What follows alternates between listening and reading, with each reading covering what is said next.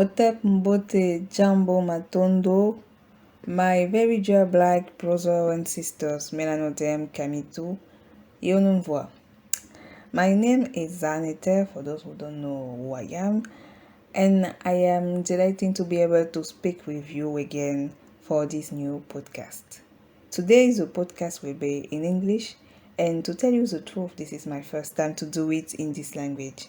So for those who understand English, please excuse me if at times I express myself badly or that I do pronounce any words incorrectly. Here we do more or less daily reading sessions of the instrumentalization process of non-black people, which explain how to maintain control of black all over the planet, and voluntarily to repeat this pattern from generation to generations. This is in order to destroy the black peoples, and in the case of Africa, to be able to have it without the Africans. Also, we read books by our very dear black brothers and sisters. Communities will explain the same phenomenon to us, but in little more detail, because many of them have experienced his oppressions and still live it.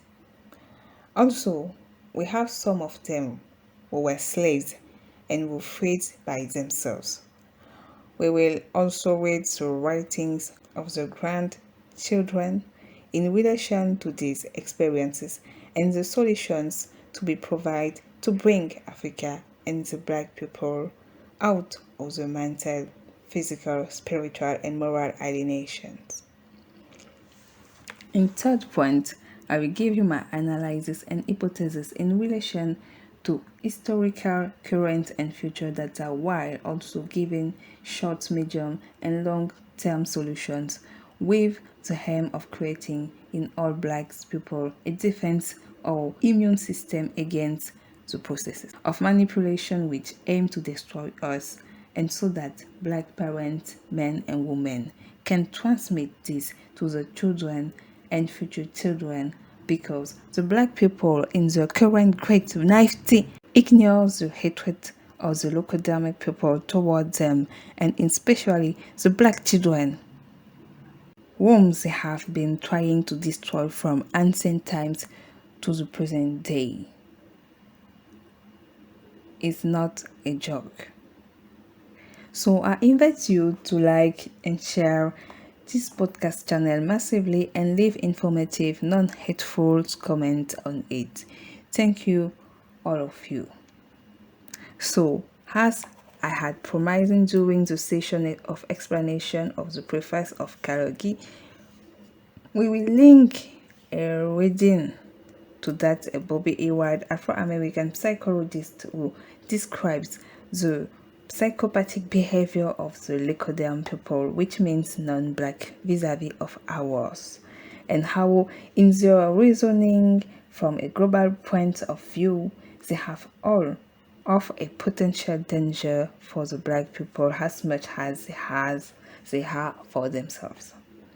Bobby E. Wright was a formidable author who understood already in his day the machination our people are in, and the means that Lycodian phenotype have used and still use today for their programs. Unfortunately, it is complicated to study his history because the black people have been weakened and living under the paradigm of the Western people, but not only by the educational system that they have imposed on blacks, and in particular on Africans, to flee from fleeing his own origin, his past, and accept that of others. In other words, to love that of the oppressors.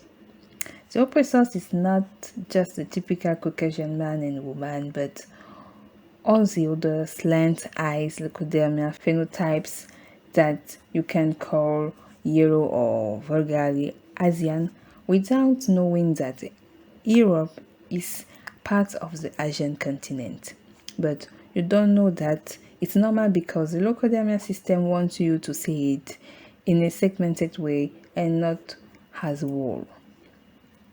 Then we have the Arabs, who are also part of Asia, but who are called Middle East or East, in short, as you want.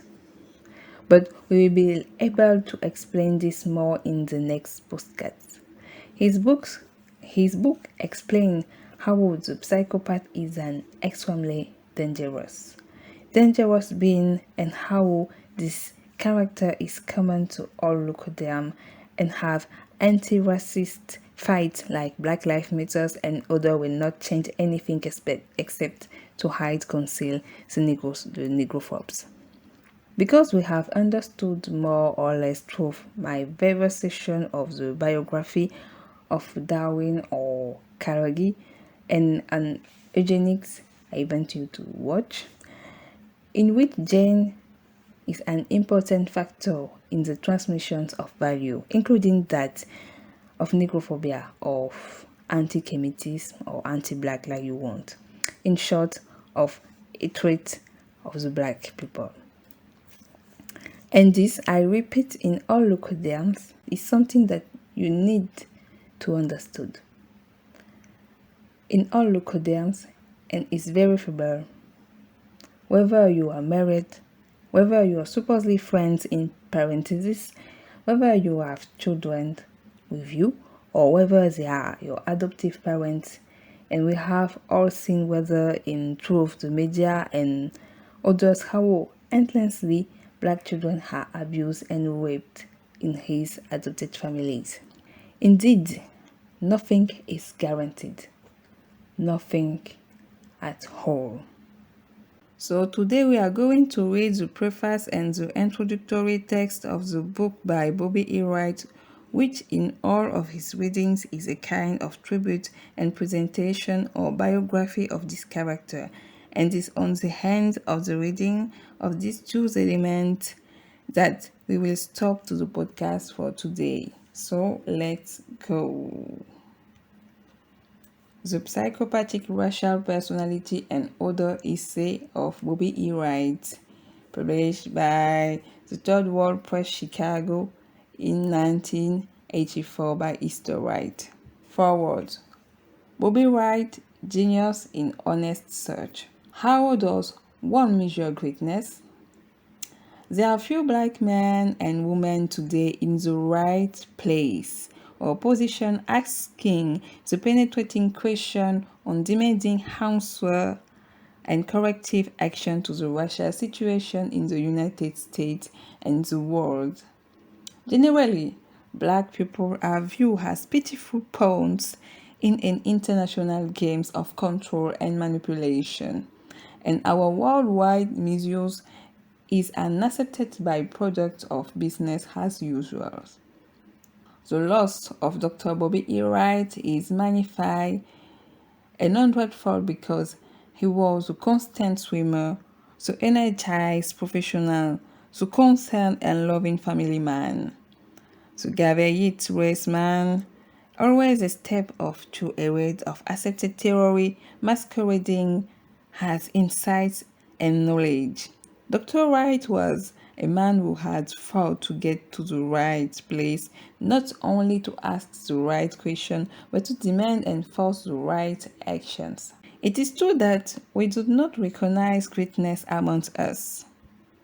Our measurements of importance are generally faulty and speak mainly to the superficialities of life. In parentheses, where one lives, the types of clothing one wears, the cars one drives, the number of bodyguards that one employs to carry bags, open, close, door. Dr. Wright cut through dishonesty with a patient. As a clinical psychologist, he understood the minds of an enslaved people. He knew the mental state of a people caught in a war stolen and remade for Europeans. His view was that the high African standard that gave the world civilization were now confusing or non-existent. Dr. Wright was a visionary with standard value in integrity and convictions. In essence, He was a man who valued African traditions and culture. He died in the prime of his thinking. He was involved in honest search. His presence was stabilizing force for people who had recently become anchored to video machines and sliceness. He understood the power of ideas and was constantly cutting through nonsense and mediocrity. His concern was for the widening distance between the have and haves not, the jobs givers and jobs seekers. Bobby Loves was conditionally and selective. He had been burned often by the call of blackness and brotherhood. His work, more than most his professions, is telling indictment of white world supremacy. Through his multidimensional approach, he recognized and gave us a way of dealing with this evil. However, Bobby could not talk as fast as he was thinking. Even though he often tried, it seems that his mind was always rushing, going jet-like from idea to idea, leaving most people on the bus of a waste Western culture. He was fire and energy, truthfully original, possessor of a monumental mind in a sea of lobotomized small thinkers. He focused and answered us. In his short life, he seldom spoke of his own future. He knew of a death worse than personal physical passing that of a people on the way of their own promise. Dr. Wright was a thorn in the brain of black men and women posing as leader. In many of them, he diagnosed a deep personal dishonor that disqualified them for the trusted positions. His last words were a warning to his friends and associates. Inverted commas. Watch the leadership, especially those proclaiming the God-given answer to the problem of black people. End of inverted comma. I can repeat it. Watch the leadership, especially those proclaiming the God-given answer to the problems of black people.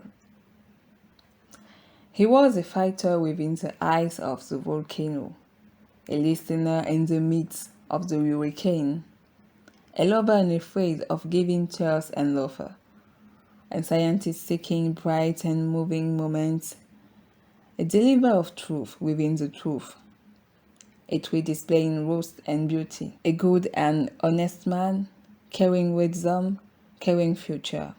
It is an honor to publish him by Aki Madibuti Publisher. That is a beautiful way to honor someone. En français, on pourrait dire que c'est une belle façon de rendre hommage à quelqu'un, une belle brève description de la personne est aussi quelque chose que je trouve très magnifique dans la manière dont Aki Madibuti a exprimé la joie qu'il a eu à travailler avec lui et notamment sur ce livre. Introduction. Bobby Wright was a black psychologist, so labeled not just because he was both black and psychologist, but because he used his education, training, intellectual knowledge, and skills always in the best interest of black people. He had a philosophy of commitment, accountability, and service to the black community. Indeed, his life was one of love, dedication to the liberation and race vindication of all people of African descent. To this end, he wrote, lecture, and talks as an active participant in the Black liberation struggle. Dr. Wright was born in one of the oldest of black communities in the United States, Hobson City in Alabama. He attended both elementary and high school there. His grandfather was one of the founders of Hobson City. These events undoubtedly contribute to his positive self-image and race consciousness. His professional career was outstanding. He was a truant officer, a teacher, college educator, school psychologist, mental health administrator, clinical psychologist, researcher, consultant, author, and computer expert. A real intellectual man, black man. He was known locally, nationally, and internationally for his technical skills, as well as his commitment to the progress of black people. He believed in sanctity of the black family, and his dedication of his wife and son was exemplary. At the time of his death in 1982, 2 years before we published this book, Dr. Wright was director of the Garfield Park Comprehensive Community Health Center in Chicago. Under his leadership, this mental health center, which now bears his name and becomes the largest totally black-controlled freestanding mental health center in the United States. Long live the spirit, memory, and inspiration of Mboté Wright by Easter Wright, maybe a member of his family. I hope you have enjoyed to listen my podcast. So thank you for listening to my podcast again, and not hesitating to share and like and comment, but in healthy and pure and respectful way. So goodbye, Bibala, Matondo, Mboté to all of you.